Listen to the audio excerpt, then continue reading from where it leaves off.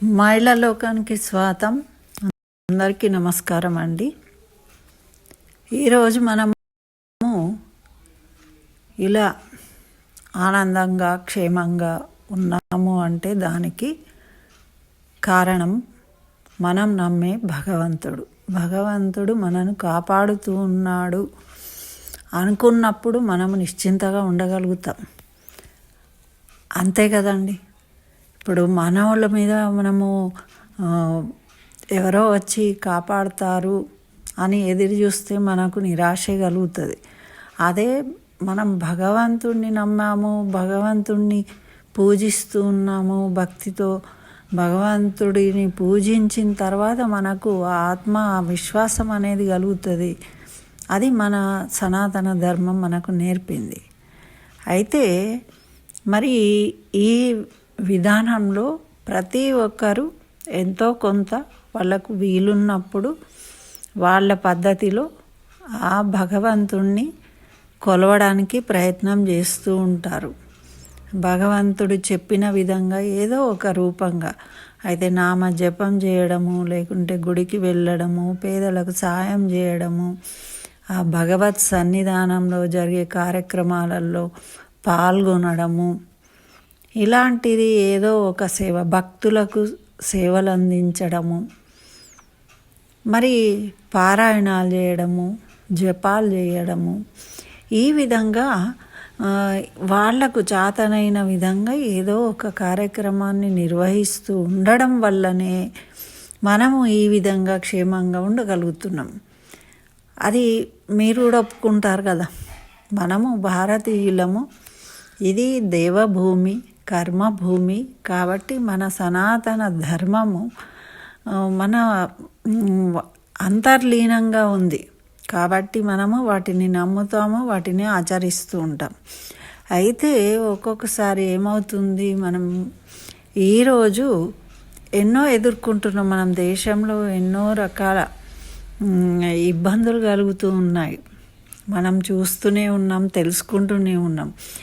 ఎన్ని ఇబ్బందులు కలిగినా కూడా నిలదొక్కునే ధైర్యం కలిగి ఎవరో ఒకళ్ళ చేత మనము రక్షించబడుతూ ఉన్నాము. ఇంకా కూడా ఇప్పుడు నిన్న మొన్న చూసిన విషయాలు, విన్న విషయాలు చూస్తే ఎంత గొప్ప ప్రమాదము జరిగేదాని నుండి మనం బయటపడ్డాము అని మనము అనుకుంటున్నాం కదా. కాబట్టి మరి అటువంటి రక్షకుడైన భగవంతుణ్ణి ఏదో ఒక రూపంగా మనం అందరం కూడా కృతజ్ఞతలు తెలుపుకోవాలి అని నేను అనుకుంటున్నా. కాబట్టి ఈరోజు మనకు కార్తీక మాసము మంగళవారము వచ్చింది. కాబట్టి మనం అందరం కూడా ఈరోజు ఈ ఒక్క శ్లోకాన్ని మనం దేశ ప్రజలందరి రక్షణార్థము 108 సార్లు పారాయణం చేయాలి అని నేను కోరుకుంటూ ఉన్నాను. ఇప్పుడు ఆ శ్లోకాన్ని నేను కూడా చదువుతాను. మీరు కూడా అందరికీ తెలిసిన శ్లోకమే. అయితే ఈ శ్లోకాన్ని అందరూ కూడా చదవండి. ప్రతి ఒక్కరు ఇది చదివిన తర్వాత హనుమాన్ చాలీసాను ఒకసారి పారాయణం చేసుకోండి. ఎందుకంటే ఎప్పుడూ మన కోసమే కాదు, మన చుట్టూ అందరూ, మన దేశంలో అందరూ బాగుంటేనే మనం కూడా బాగుండగలుగుతాం. మన చుట్టూ ఉన్న వాళ్ళందరూ బాగున్నప్పుడే మనం కూడా ఆనందంగా ఉండగలుగుతాం, క్షేమంగా ఉంటాము అనే నమ్మకము, భయం లేకుండా మనము ఆనందించగలుగుతాం. మనకు డబ్బులున్నా, బంధువులున్నా, ఎంతమంది ఉన్నా కూడా మనం బయటకు వెళ్ళాలంటే భయం ఉన్నప్పుడు మనము ఎలా ఆనందించగలుగుతాం. కాబట్టి ఈ విధంగా మనము ఆ ప్రమాదాల నుండి రక్షించే భగవంతుణ్ణి ఈరోజు అందరం కూడా తప్పకుండా ఇది పారాయణం చేయాలి అని నేను కోరుకుంటూ ఈ విషయాన్ని తెలియజేస్తున్నాను. ఆ శ్లోకాన్ని చెప్తాను. ఆపదామ మహర్తారం దాతారం సర్వసంపదాం లోకాభిరామం శ్రీరామం భూయో భూయో నమామ్యహం.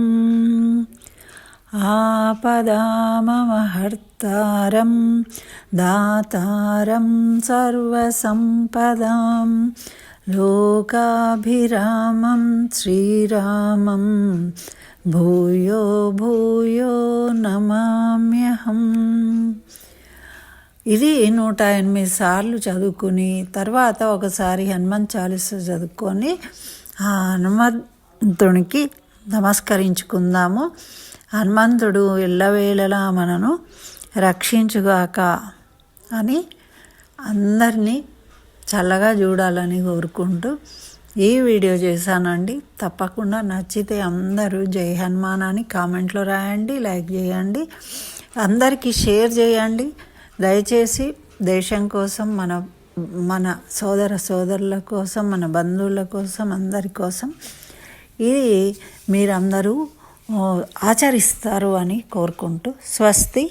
సర్వం శ్రీకృష్ణ చరణారవిందార్పణమస్తు.